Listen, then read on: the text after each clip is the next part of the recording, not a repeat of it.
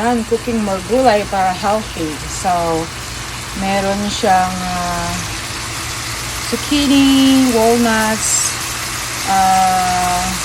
peras, grapes, you know, tapos may tomatoes, and bell pepper. Ayun.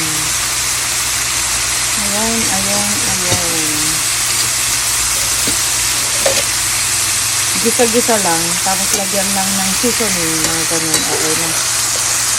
Para lang sariwa na, vegetable. Walang gaanong, sangka. Para fresh pa rin ang lasa. Ayan, seasoning lang.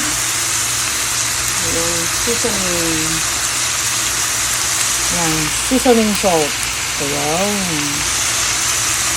Pangpalasa lang. Ganon. Ganon lang kasimple. Para healthy naman. Kasi nakikita niyo puro na lang hindi healthy yung kinakain ko sa trabaho ko. Kaya pagdating sa bahay, kailangan healthy. Tapos, siguro lagyan ko na lang ito ng salmon. Or, tuna. Ayun. Starfish tuna. Ayun, pwede. Pang sahog. Ayun, sardinas yan Tuna sardinas yan So, nilagyan ko rin siya ng ano ba to?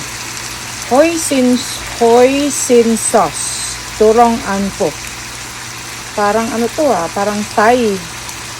Ayun, Thai seasoning ata. Kumbaga parang yan yung natin tawag dyan.